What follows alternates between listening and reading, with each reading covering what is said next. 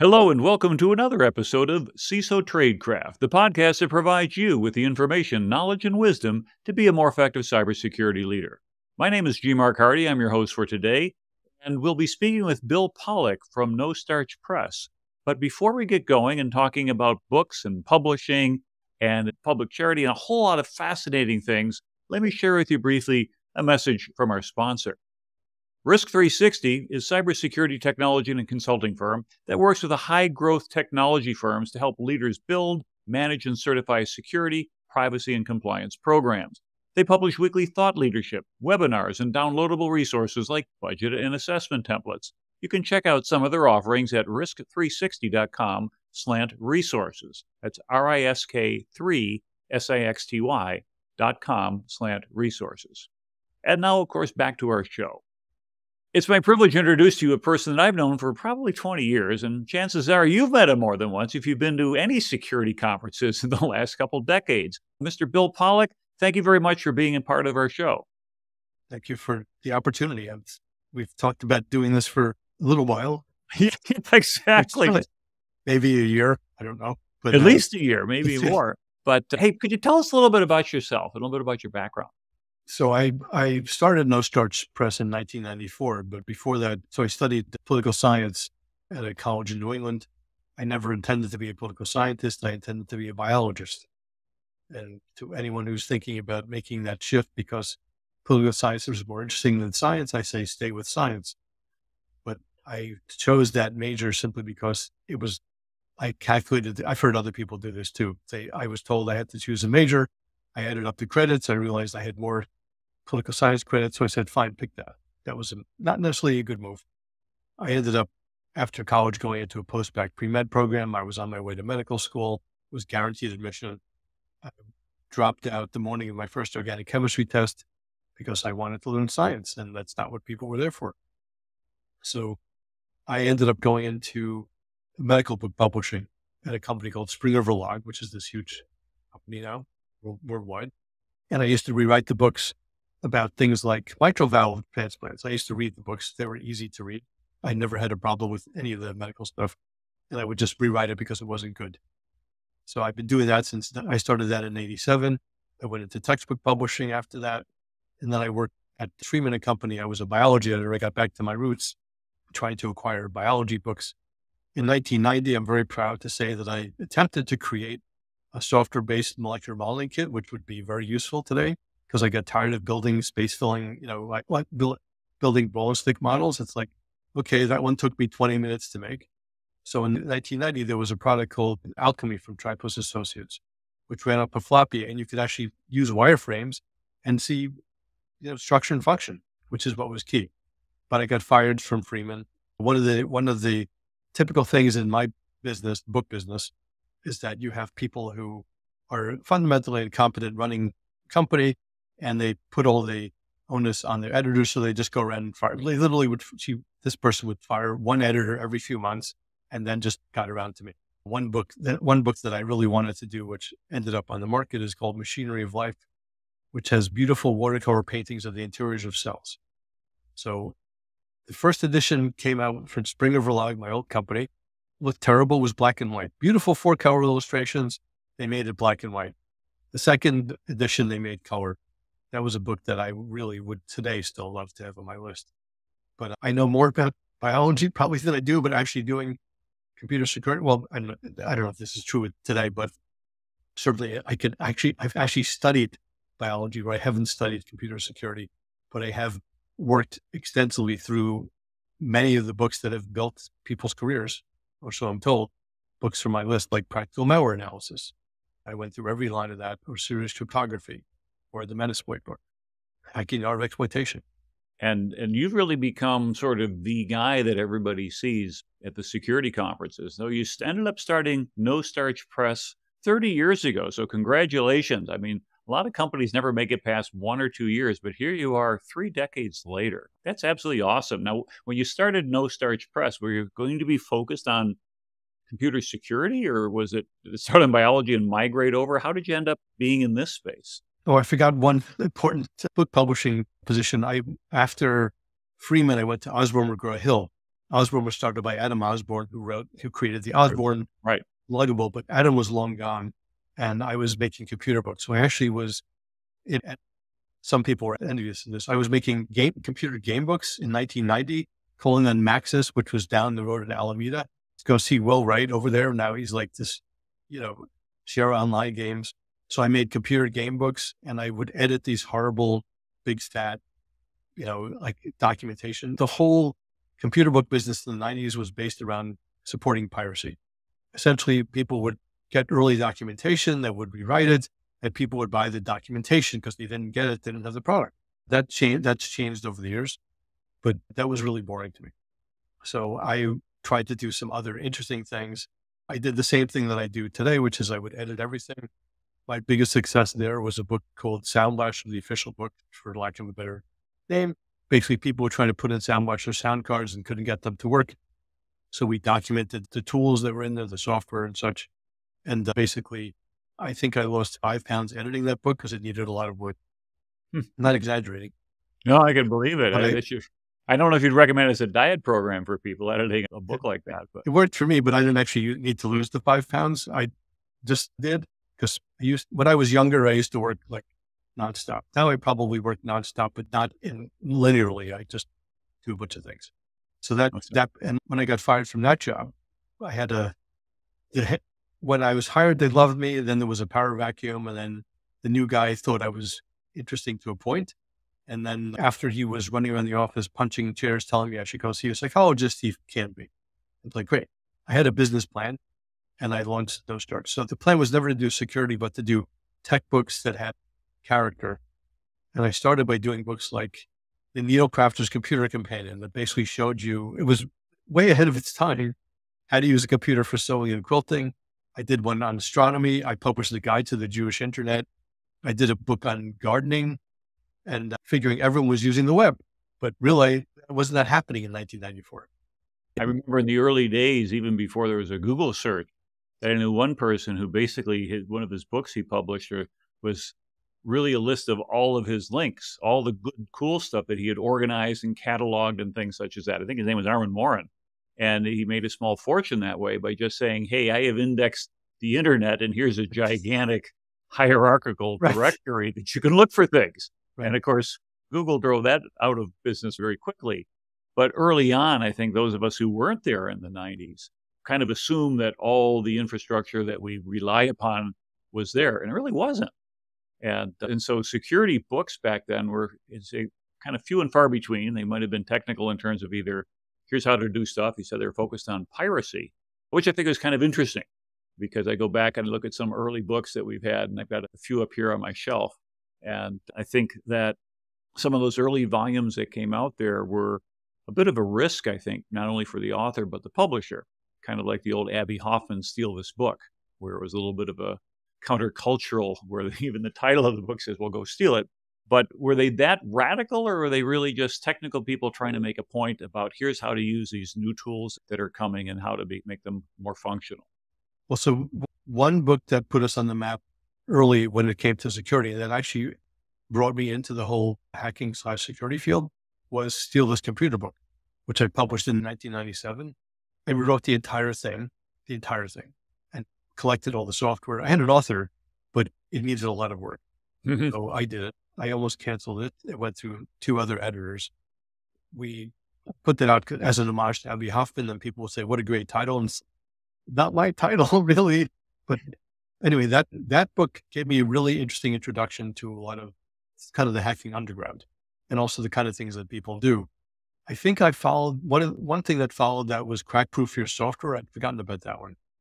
And that was someone who used to crack software. I used Hasta Vista too.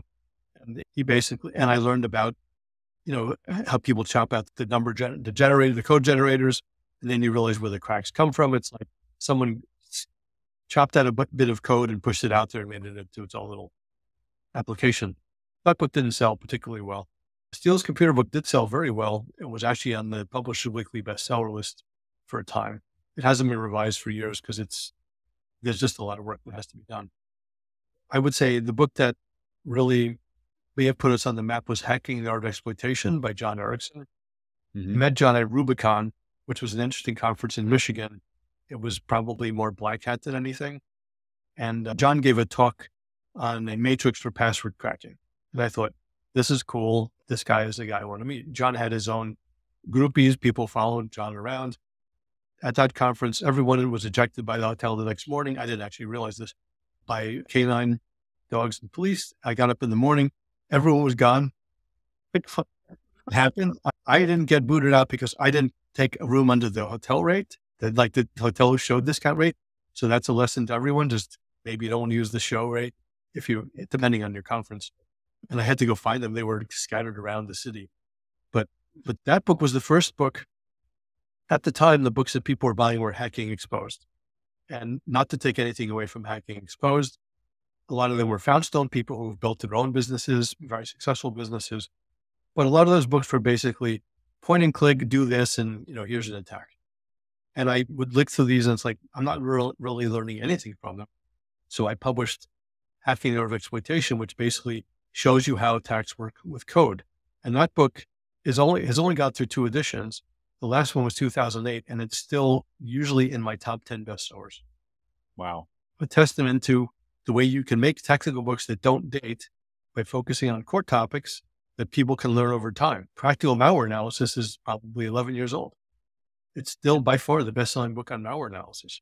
And that's a very good point. I think I tend to be one of those people where people say, gee, Mark, when are you going to get your book out? And part of me wants to say, well, I want it to be sort of evergreen. I don't want it to be, Windows XP secrets or something like that, or going ahead and Internet Explorer 8 tips and tricks, because those obviously come already with a fuse that's lit that's going to shorten it down. But I think you raise a very good point that there are some general topics, how to think about things, how to go ahead and get the mindset around being able to look at a system, as you say, as a hacker, as someone who produces an outcome the designer of the program or the code didn't think of.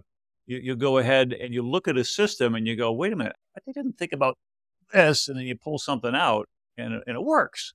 And some of that's intuition. Some of that is, I guess, sometimes just who you are, because I've always been able to do that. And I think that's what attracted me to this line of work, is ever since I had started working with systems, I could look at them and go, that thing right there. And do you find then that in reading these books that they help to impart that ability to gain those insights? Or is it like someone trying to read a book on playing the piano, but they don't know anything about music, so they end up just pushing the keys in the right order? I always have made sure that when we mentor our authors, that we try to bring their voice out. So you should feel like they're in the book. And I have our editors focus on making sure that things are clear. We have editors in house, and none of our competitors edit everything the way, no one does edit the way that we do. I used to rewrite 6 to 8 books a year myself. I haven't done that since serious cryptography. And when I say rewrite, I go through and read every line. I spend an hour a page on that book.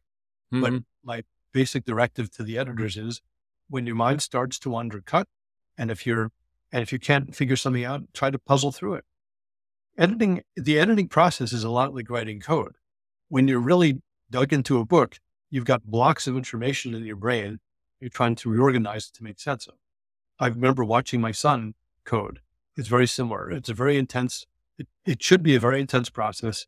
It's generally 2 to 3 solid hours, where just as with writing code, if someone interrupts you when you're trying to write a program, you can spend an hour trying to get back to where you were. You lose the bubble and you got to go all back again. Well, the whole flow of the program, what you're trying to do. So it's the same thing with text. If I would get interrupted, it's like, what? Give me half an hour to get back to where I was. So I expect a level of engagement from our editors with the author, where we're basically working with authors based on a series of notes that I've made over the years about things that we do when we edit. We want to make sure that code is explained. We don't want to over-explain the code. We don't want to just load code examples. If something, like in the case of our Metasploit book, which was by far the leading title of Metasploit for years, Dave Kennedy took the lead for the most part. So that book, Metasploit is a very chatty product. And if you want to know how stuff works, you push a button, you'll get 4 pages of output. So when that book came to me after it went through another editor's hands, I said, what is this? Why do we need to read the output? I'll just push. If I just want to get help, I just type what is -H and I have help. I don't need to print it in the book. So I pared that code down and focused on it's not coded, it was just output. Focus on making it clear so you understand that there's an option. Take a look at the options. These are the options to use. We all have limited time. So why do I need a 1,000-page book on this product? What I think Mark Twain said, that I would have written a shorter book, but I didn't have enough time or something like that. I would have written a shorter letter if I had more time. Okay. All right. Okay. Thank you. Someone knows. I should look it up. But anyway, that's the point. It's like, it takes a long time to edit like that because you're editing like each line and basic overall structure. But that's what makes my book stand out in the market. We lease sales figures from Nielsen, which says TV ratings. They do book sales. And you go into these markets and you look for what's selling. It's like 300 copies, 200 copies. Oh, 3,000 copies or 6,000. There's the no charge. And this happened consistently. And sometimes it's 23,000 or it's 50,000 in certain markets. There's a lot of overpublishing going on right now due to the advent of print on demand, and companies who they've seen their sales decreasing. This is my estimate. No one's told me this, but they can see it.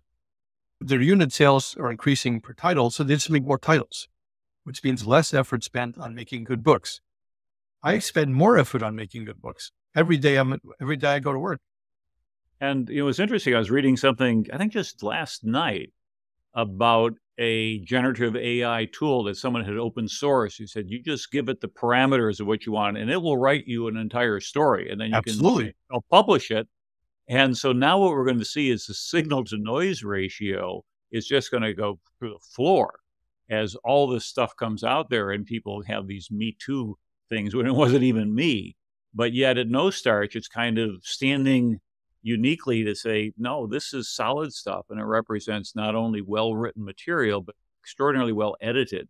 And I personally, I appreciate that because when I started working with SANS, more than a decade ago, my first job was working as an executive editor in some of the white paper program. And I was reviewing and writing and rewriting. And I still have my Strunk and White that I can go look at and remember how all those little elements of style and the like.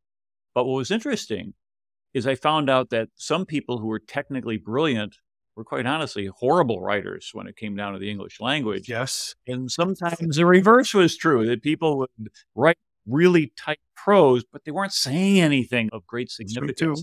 Kind of what you find?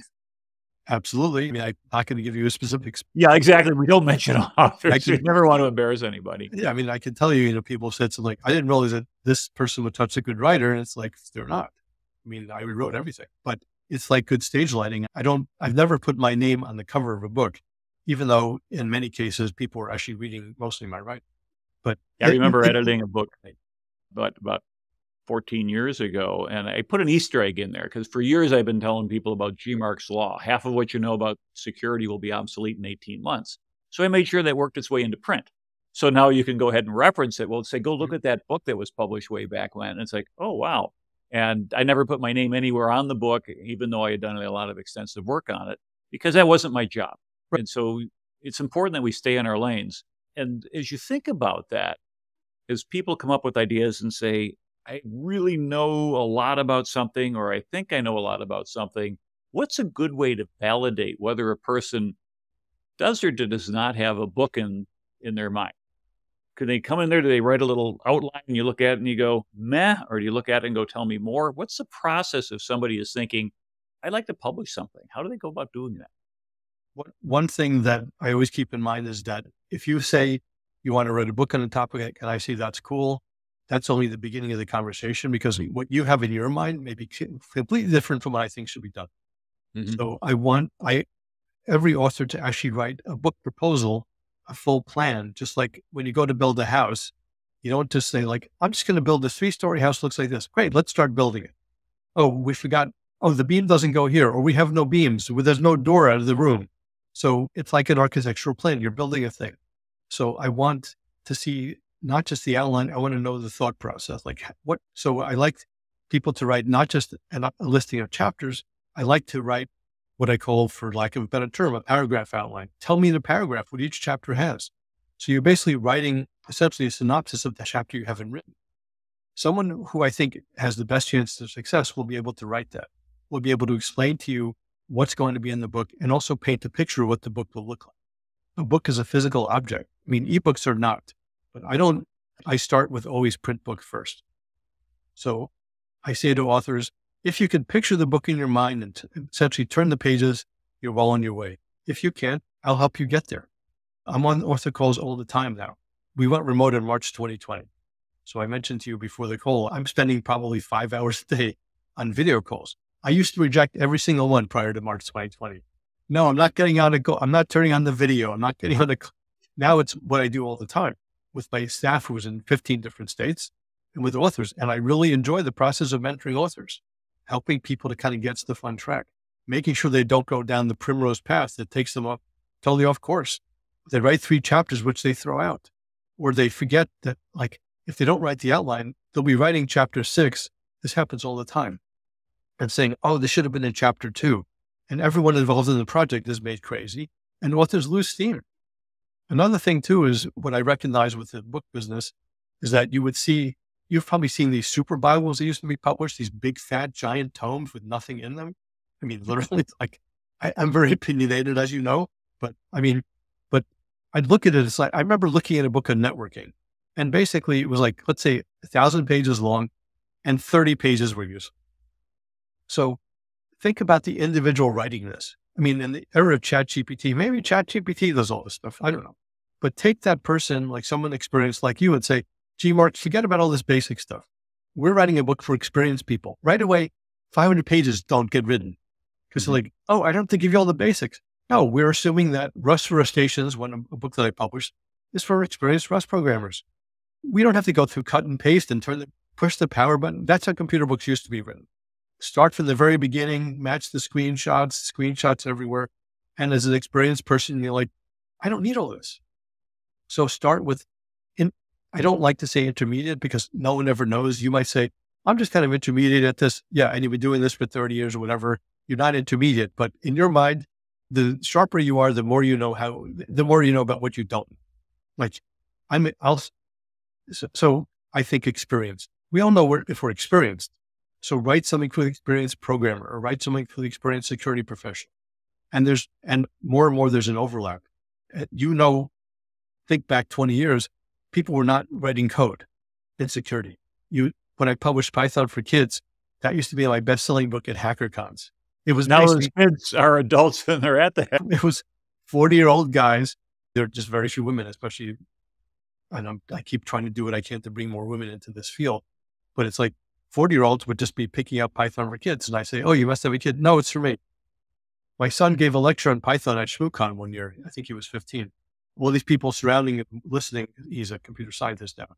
It's like, oh, your kid really knows this stuff. He did, and he actually was the tech reviewer on Python for Kids. But we know that there are 10-year-olds who can run circles around us, right? Mm-hmm. But back then, people were not coding, and they would learn about writing extensions, writing stuff for Metasploit, and H.D. Moore was coding. H.D. Moore was the wizard who could write code and actually used it. And it's not that people who weren't any more equally brilliant, but it's just, we all have different skills. But now there's this real merger. It's interesting. Yeah. Now, as you look at the books that you've published over these years, and there's been a lot of them, you mentioned a couple of bestsellers. I think that's great. You almost kind of want to ask on the back end, are there some books that you published that you kind of wish you didn't? And not to necessarily insult or diss an author, but just simply because a lesson learned, it missed the mark. Maybe the market had moved beyond the point when the book was addressed. Is there any lessons you learned on that as to whatnot?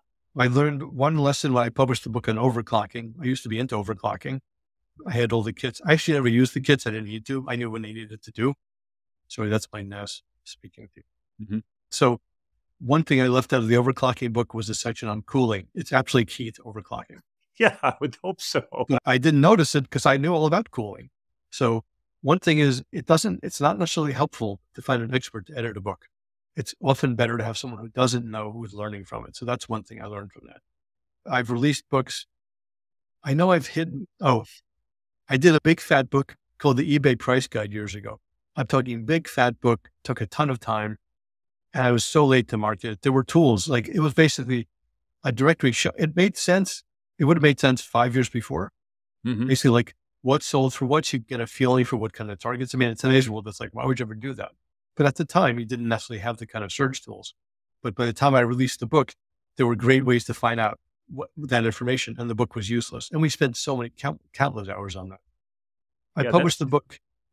Please continue. I published a book called The Computer Phone Book. This seems laughable today, but basically, and the whole companies have built businesses around this, basically like ways to dial companies, reach a live person. This was probably this might have been pre-web. I don't remember. No, I don't think so. But anyway, it was a cool idea. But it just didn't really, the market wasn't there. There was no need for it. And I didn't see, I predicted the demise of the internet in 1994, I think, or the web. I just said the web, it's just like a public library. It's going to go nowhere. So I'm not a futurist by any means. But I was early to market with certain books like the Gardener's Computer Companion. Now people are probably using software for gardening. People were doing, I mean, I could go on, but like I've definitely missed markets. I've been either ahead of the market or behind the market. And you don't want to come out too early, and you certainly don't want to come out too late. In today's world, with the advent of so many books, if you come out late into the like machine learning market, like there are so many books that don't sell, you just become an also-ran.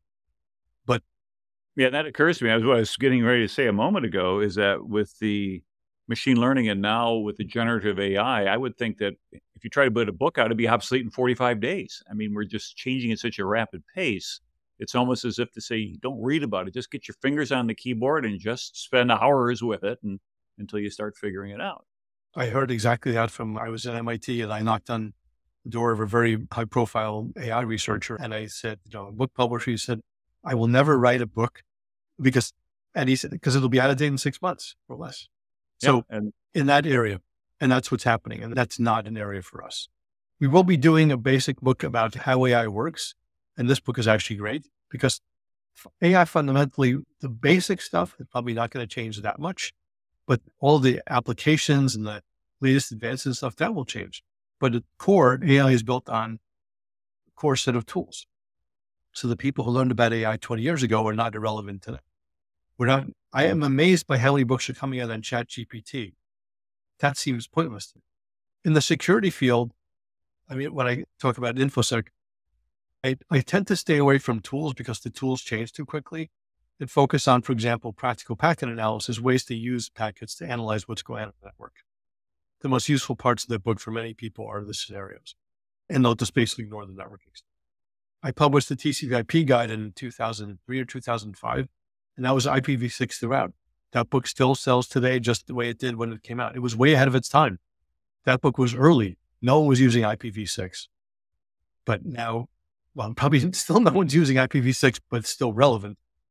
Well, if you look actually at Google, if you Google the term IPv6 adoption rate, you'll find that from Google, which they track all of their traffic, over 40% now is IPv6, going from about 1% 8 or 9 years ago. And it's like, I wish my 401k were like that. I wouldn't be doing this anymore. I'd have my own island because it's just gone through the roof. And it's a normal process as we go there. And of course, that's just kind of foundational protocols. So, but let's go back to an author. So somebody is developed an ability. They're really good at something. Someone said, you ought to write a book, or somebody says, I'd like to write a book.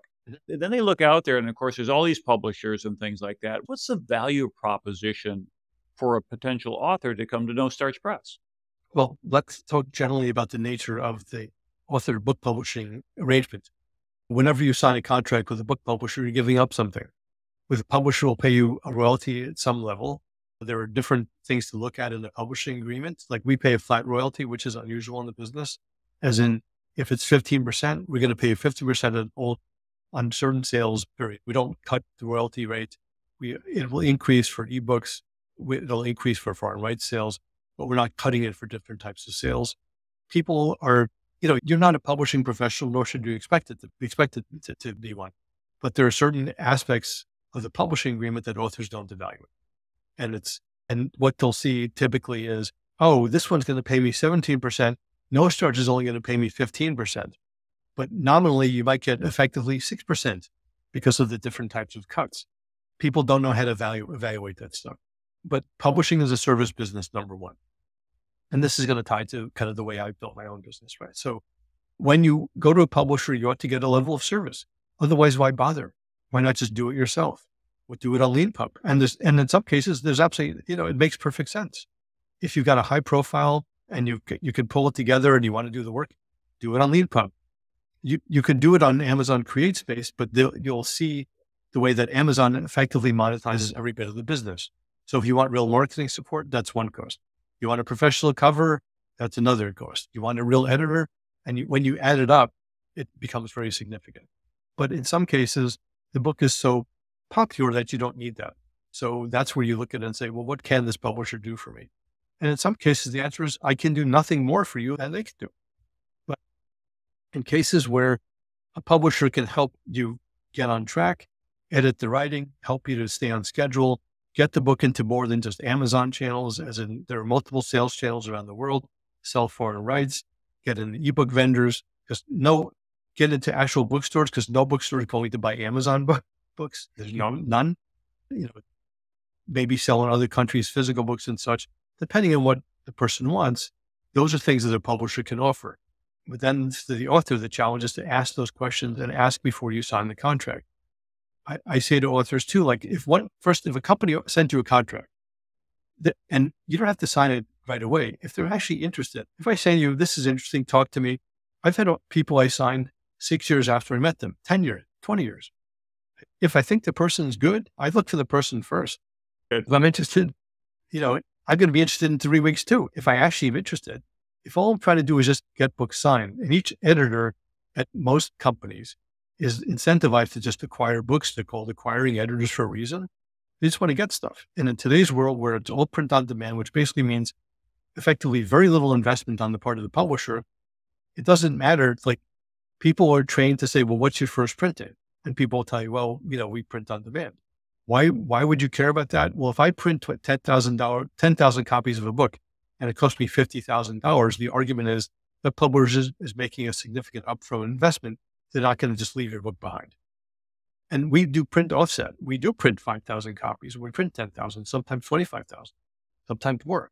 So that is a significant bit for me, but that's not why I'm choosing to back a book. I'm choosing to back a book because I believe in it. I think there's value in it. I think it can actually work. I don't just collect books. My company publishes maybe 30, 40 books a year max.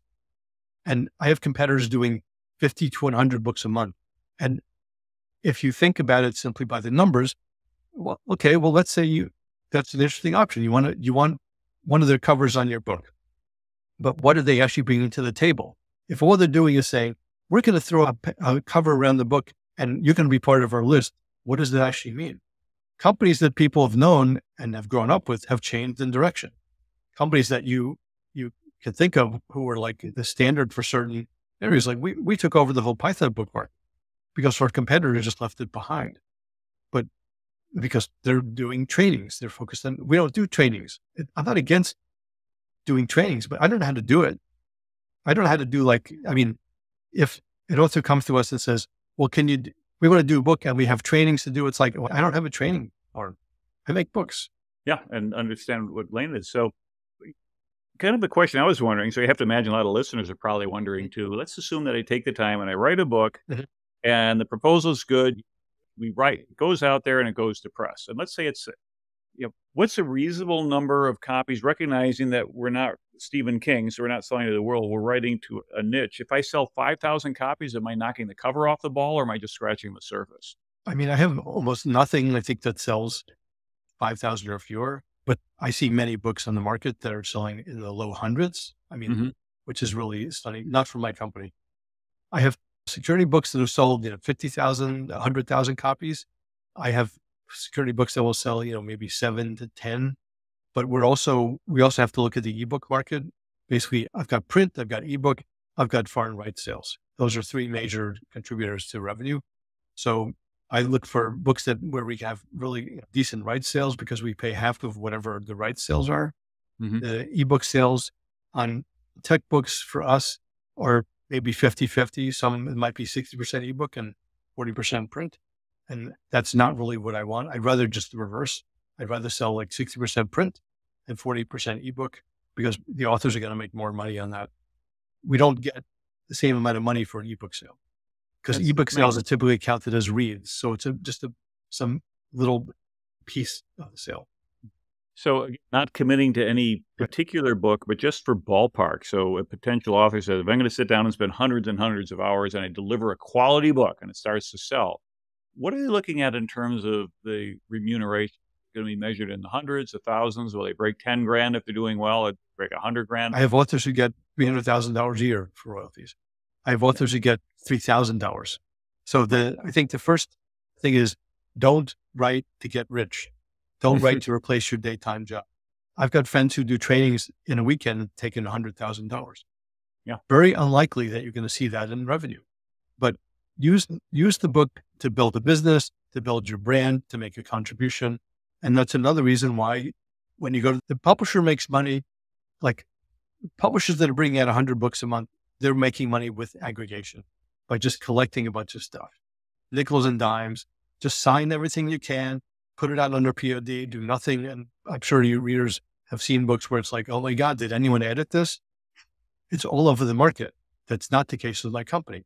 You might see a good idea and you pick it up. It's like, oh my God, this is terrible. I never want to hear that about any of our books. But the first thing is don't quit your day job.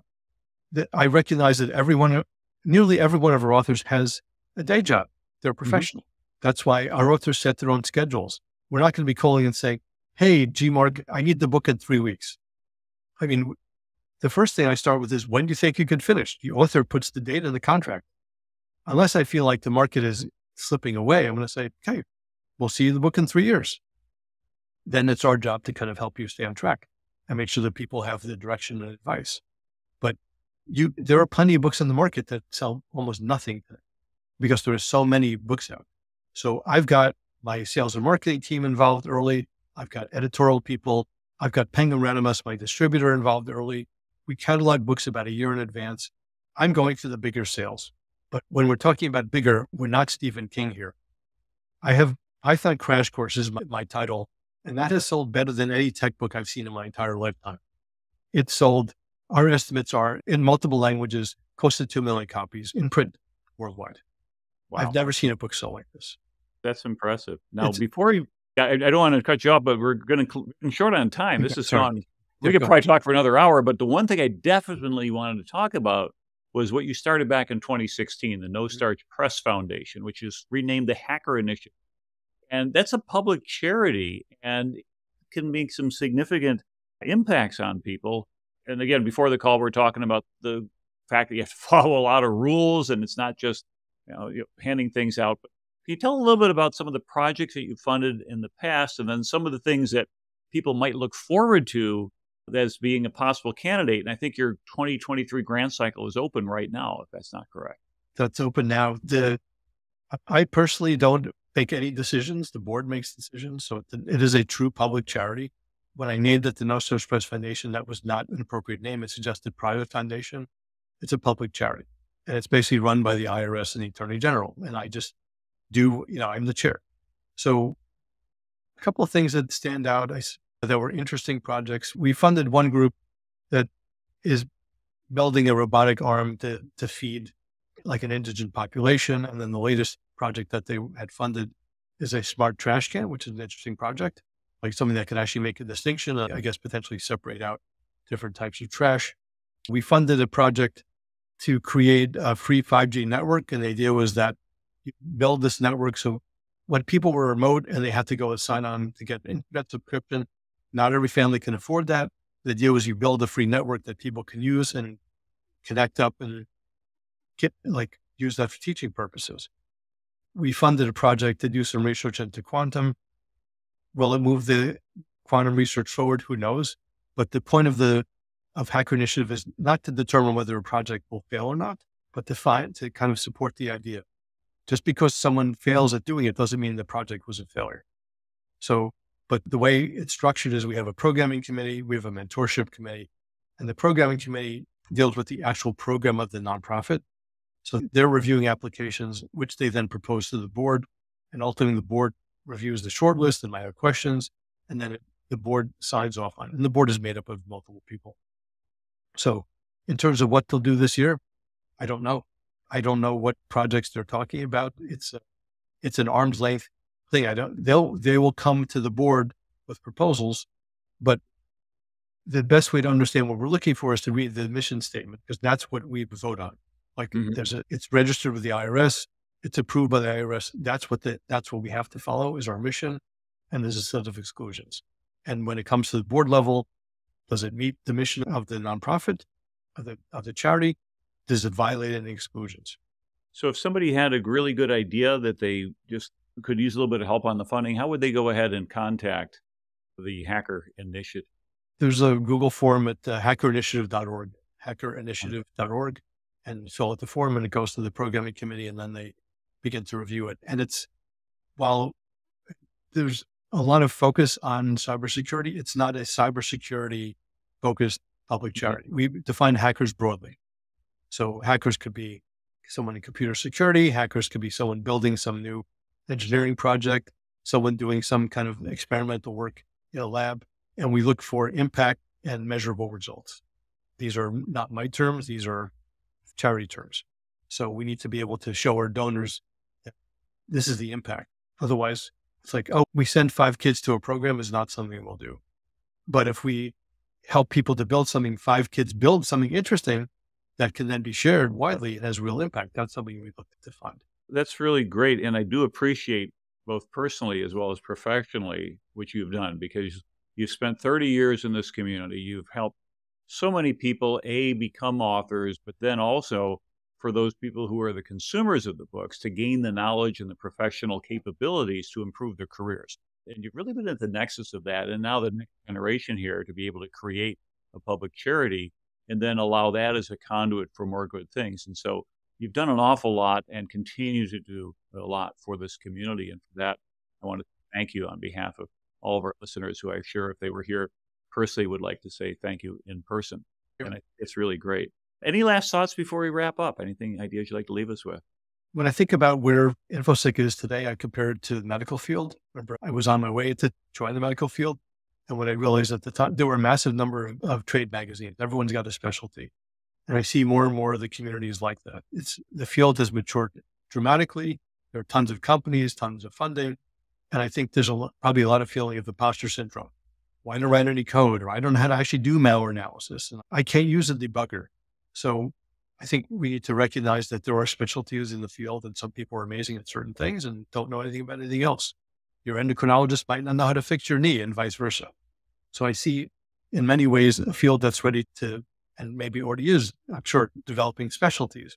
We've always had our heroes in the InfoSec community, but now we've got real standout people. This person is amazing as an assembly programmer. This person is amazing as a hardware hacker for dealing with firmware.